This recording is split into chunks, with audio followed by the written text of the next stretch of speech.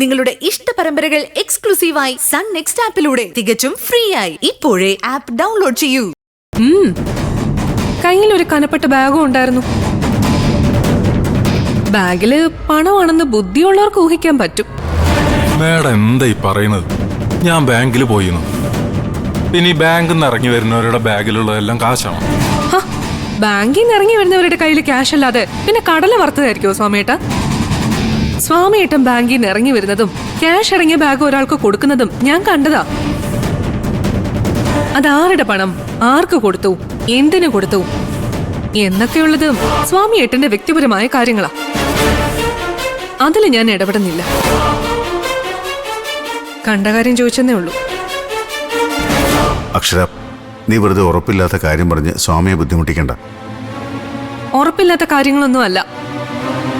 അങ്ങനെയാണെങ്കിൽ ഇത് സ്വാമിയേട്ടനെ പോലെ മറ്റൊരാളാ. സ്വാമിയേട്ടൻ തന്നെ കണ്ടിട്ട് പറയട്ടെ.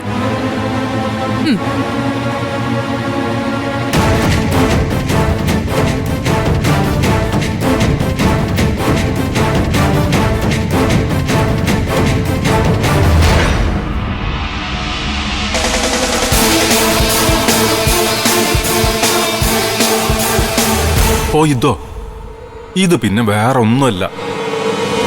ഒരാളെ കുറച്ച് പണം ഏൽപ്പിക്കണമെന്ന് ജയശങ്കർ സാറ് പറഞ്ഞിരുന്നു. നമ്മുടെ പുതിയ ക്ലിനിക്ക് തുടങ്ങേണ്ട ആവശ്യത്തിന്. അത് ഞാനങ്ങ് വിട്ടുപോയി. എന്തായാലും ബാങ്കിൽ പോയി ക്യാഷ് എടുത്ത് കൊടുത്ത കാര്യം സ്വാമിയേട്ടൻ വിട്ടുപോയത് കഷ്ടമായി പോയി. ആർക്കാ കൊടുത്തെന്നൊക്കെ ഓർത്ത് വെച്ചിട്ടുണ്ടല്ലോ അല്ലേ? അല്ല, ആള് മാറി ആർക്കെങ്കിലും കൊടുത്തോന്ന്? എന്താ മേഡം, പറയാൻ വിട്ടുപോയി, അത്രയല്ലേ ഉള്ളൂ. ഇപ്പൊ മേഡത്തിന്റെ കയ്യിലിരിക്കുന്ന വീഡിയോയില് ജീവിക്കുന്ന തെളിവായിട്ട് സ്വാമി നിൽക്കല്ലേ. അപ്പൊ പിന്നെ വീഡിയോയിലുള്ള മറ്റാളെ കണ്ട് ചോദിക്കാലോ, കാശ് എന്തിനാ തന്നത്? ഞാൻ അറിഞ്ഞ സാറേ, ഈ വിവരം ഒന്ന് പറയാൻ വന്നത്. നിങ്ങൾക്ക് ഇപ്പൊ മനസ്സിലായല്ലോ സ്വാമിക്ക് ഒളിക്കാനും മറയ്ക്കാനും പലതും ഉണ്ടെന്ന്. എന്തായാലും ഒന്ന് സൂക്ഷിച്ചോ, അത്രേ ഇപ്പൊ ഞാൻ പറയുന്നുള്ളൂ.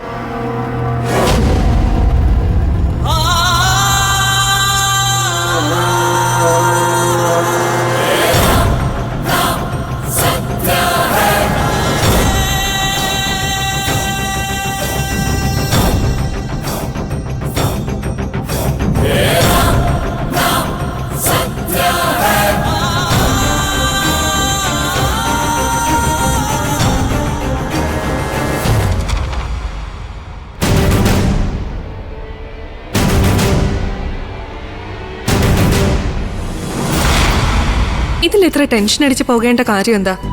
സിദ്ധാർത്ഥന് ഒരു നല്ല ഉദ്ദേശത്തോടെ തന്ന ബ്ലാങ്ക് ചെക്ക്. അതിൽ നിങ്ങളൊരു തുക എഴുതിയിട്ടുമില്ല, പാസ്സാക്കിയിട്ടുമില്ല. പിന്നെന്താ? എന്നാലും ഇതിപ്പോ എങ്ങനെ സംസാര വിഷയമായെന്നാ? എനിക്കെന്തോ ഒരു വല്ലായ്മ പോലെ. എന്തിന്? നിസ്സാര കാര്യങ്ങൾക്ക് ചുമ്മാ ടെൻഷൻ ആവരുതെന്നൊക്കെ എന്നെ ഉപദേശിക്കുന്ന ആളാ. ഇപ്പൊ കൊച്ചു കുട്ടികളെ പോലെ ഈ നിസ്സാര കാര്യത്തിന്. ഇതത്ര നിസ്സാരമല്ല അക്ഷര. വേണമെന്ന് വെക്കുന്നവർക്ക് പല മാനങ്ങളും ഇതിന് കൽപ്പിക്കാനാവും, പലതും ഊതി പെരുപ്പിക്കാനാവും. അങ്ങനെ ചെയ്യുന്നവർ അങ്ങനെ ചെയ്യട്ടെ. ഊതി വീർപ്പിച്ച ബലൂണുകളും കുമിളകളും ഒക്കെ പൊട്ടിപ്പോകുന്നത് നമ്മൾ ഒരുപാട് കണ്ടതല്ലേ. വക്കീൽ ഫീസിന്റെ ചെക്ക് കൊടുക്കുന്നതിന്റെ കൂടെ സിദ്ധാർത്ഥന്റെ ബ്ലാങ്ക് ചെക്കും അങ്ങ് തിരിച്ചു കൊടുത്തേക്കണം. സിദ്ധാർത്ഥന്റെ അച്ഛനും ചേച്ചിയും അനിയത്തിയും ഒക്കെ കാണുക തന്നെ. പക്ഷേ ഇത്രയും കാലം ഞാനത് മറച്ചു വെച്ചു എന്നൊക്കെ സിദ്ധുവിന്റെ അച്ഛന് തോന്നില്ലേ? അങ്ങനെയൊന്നും തോന്നത്തില്ല. ഇത് മാത്രം ചിന്തിച്ചിരിക്കുകയല്ലോ നമ്മള്. 100 കൂട്ടം പ്രശ്നങ്ങളിലൂടെയാ നമ്മൾ ഓരോ ദിവസം കടന്നു പോകുന്നതെന്ന് അവർക്കും അറിയത്തില്ലേ? അതിനിടയില് നമ്മളിപ്പോ ആ ചെക്കിന്റെ കാര്യം ഓർക്കുന്നുണ്ടോ? 4 നല്ല വാക്ക് പറഞ്ഞ് അതങ്ങ് തിരിച്ചേൽപ്പിക്കുന്നു, അത്രേ ഉള്ളൂ. ദേവികയും ബ്ലാങ്ക് ചെക്കിന്റെ കാര്യം സിദ്ധുവിനോട് ചോദിച്ചെന്ന്. ദേവികയ്ക്ക് എന്താ ഇക്കാര്യത്തിൽ പ്രശ്നം? പ്രശ്നമായിട്ടൊന്നുമില്ല. സിദ്ധാർത്ഥനും ഞാനും തമ്മിലുള്ള ബന്ധത്തിന്റെ ചരടെന്ന് പറയുന്നത് സുധിയുടെ ജീവനല്ലേ. ഓ, ഞങ്ങൾക്കിടയിലെ ബന്ധം ഇപ്പോഴും തുടരുന്നതിന് കാരണം ആ ഹൃദയം മിടിക്കുന്നതല്ലേ. അതിന് ചെക്കിന്റെ പേര് പറഞ്ഞ് എന്തോ ഒരു മാനിപ്പുലേഷൻ നടക്കുന്നുണ്ടോന്ന്. എന്ത് മാനിപ്പുലേഷൻ? ആരെന്ത് വേണമെങ്കിലും ചിന്തിക്കട്ടെ. ആരുടെ മനസ്സിൽ കയറി തിരുത്താനും വാദിക്കാനും ഒന്നും നമുക്ക് പറ്റില്ലല്ലോ. എന്നാലും എന്റെ എന്നാലും വരുന്നത് വരുന്നത് പോലെ വരട്ടെ. ഇതുവരെ അനുഭവിച്ചാൽ കൂടുതലൊന്നും ഇനി അനുഭവിക്കാനില്ല. വന്ന് കിടന്ന് ഉറങ്ങാൻ നോക്ക്. ഡോക്ടർ നിരഞ്ജൻ നാളെ അമ്പലത്തിൽ പോയി മാല ഇടണ്ടല്ലേ?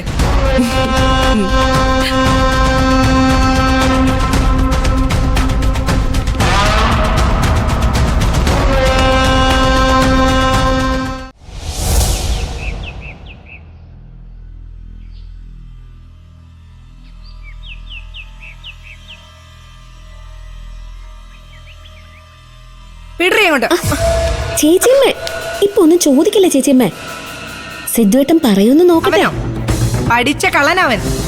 നമ്മൾ ചോദിക്കാതെ അവൻ വാ തുറക്കില്ല. നമ്മളല്ലേ ആവശ്യക്കാര്. ഇന്ന് ചോദിച്ചിട്ട് തന്നെ കാര്യം. നീ വാ.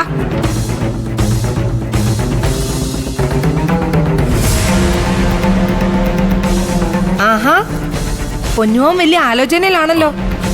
അത് ഞാൻ വെറുതെ ഒന്നും അല്ല. നീ ചേച്ചിയമ്മയ്ക്ക് അറിയാം. അല്ലടാ, നീ ആ നിരഞ്ജൻ ഡോക്ടറെ വിളിച്ചെന്നോ എന്തൊക്കെയോ സംസാരിക്കാനുണ്ടെന്ന് പറഞ്ഞെന്നോ ഒക്കെ ഞാൻ അറിഞ്ഞല്ലോ. ഇവള് കറങ്ങി തിരിഞ്ഞു നിന്നപ്പോഴേ എനിക്കറിയായിരുന്നു ചേച്ചിയമ്മ വന്ന് വിവരം അറിയിക്കുമെന്ന്. അത് വേണ്ടെന്ന് ഞാൻ പറയുകയും ചെയ്തതാ. ആരൊക്കെ എന്തൊക്കെ പറഞ്ഞാലും സില്ലു എന്റെ അടുത്തുനിന്ന് ഒന്നും ഒളിക്കത്തില്ല. കാരണം നിന്റെ 2 കണ്ണുകൾ പോലെയാ ഞങ്ങൾ ഇപ്പൊ നിൽക്കുന്നത്. അറിയാമല്ലോ. എന്റെ പൊന്നു ചേച്ചി, എനിക്ക് സ്വന്തമായിട്ട് 2 കണ്ണുകളുണ്ട്. കാണേണ്ടതൊക്കെ അതുകൊണ്ട് ഞാൻ കാണുന്നുണ്ട്. ഓ, അതുകൊണ്ടാണല്ലോ വളരെ മനോഹരമായ ഒരു ജീവിതത്തെക്കുറിച്ച് നീ സങ്കല്പിച്ചുകൊണ്ടിരിക്കുന്നത്. പറയാനാണെങ്കിൽ കടം വാങ്ങിയ ഒരു ഹൃദയത്തിന്റെ കണക്കും. കടം വാങ്ങിയ ഹൃദയോ? അല്ലാതെ പിന്നെ ഏട്ടൻ കാശ് കൊടുത്ത് വാങ്ങിയതാണോ? അല്ല, എന്താ ഇപ്പൊ ഇങ്ങനൊരു സംസാരത്തിന്റെ ആവശ്യം? അല്ലടാ മോനെ, നീ ഒരു ചെക്ക് ഒപ്പിട്ട് നിരഞ്ജൻ ഡോക്ടർക്ക് കൊടുത്തായിരുന്നോ? അല്ല, ആരാ ഇത് പറഞ്ഞത്? പറഞ്ഞത് ആരെങ്കിലും ആയിക്കോട്ടെ, അതല്ലല്ലോ ഇവിടുത്തെ വിഷയം. നീ ഞാൻ ചോദിച്ചതിന് ഉത്തരം പറ. കൊടുത്തു കാണും. എന്തിന്റെ പേരില്? അത് എനിക്ക് നിരഞ്ജൻ ഡോക്ടറോടുള്ള കടപ്പാടിന്റെ പേരില്. എന്ത് കടപ്പാട്? ഹോസ്പിറ്റൽ ബില്ലൊക്കെ അച്ഛൻ കൃത്യമായിട്ട് അടച്ചിട്ടുണ്ട്. ആരോടും ഒരു ഡിസ്കൗണ്ടും മേടിച്ചിട്ടില്ല. ഹൃദയം തന്ന വ്യക്തിയുടെ വീട്ടുകാരെ ഒരു നയാ പൈസ ആവശ്യപ്പെട്ടതായിട്ട് എനിക്കറിയത്തുമില്ല. ആ കാര്യത്തിൽ എന്തു പറഞ്ഞാലും സുധിയുടെ അച്ഛനോടും അമ്മയോടും എനിക്കുള്ളിൽ ഒരു മതിപ്പുണ്ട്. ആ എന്ന് കരുതി ആ ദേവികയോട് എനിക്ക് യാതൊരു മതിപ്പുമില്ല കേട്ടോ. കാരണേ, നീ കൊടുത്ത ചെക്കിലെ പകുതി തുക പോകുന്നതേ അവളുടെ അക്കൗണ്ടിലേക്കാണല്ലോ. ചേച്ചി ചുമ്മാ ആവശ്യമില്ലാത്ത കാര്യങ്ങൾ സംസാരിക്കല്ലേ. ഇത് ആവശ്യമുള്ള കാര്യം തന്നെയാടാ. തൽക്കാലം നീ ഇങ്ങോട്ടൊന്ന് വന്നേ. ഇതേ ഞാനും നീയും കൂടെ മാത്രം സംസാരിക്കേണ്ട കാര്യമല്ല. നമ്മുടെ അച്ഛനും ഇതൊക്കെ അറിയണമല്ലോ. നീ ആശുപത്രിയിൽ ICUയിൽ കിടന്നപ്പോ എന്നേക്കാൾ കൂടുതൽ ഉള്ളുരുകി അവിടെ കാത്തു നിന്നതേ അച്ഛനാ. ആ അച്ഛൻ ഉണ്ടാക്കിയ പണമാ നിന്റെ അക്കൗണ്ടിൽ കിടക്കുന്നതിൽ ഏറിയ പങ്കും. അപ്പോ ഈ രഹസ്യ ഇടപാടിനെ കുറിച്ച് അച്ഛനും അറിഞ്ഞിരിക്കണമല്ലോ.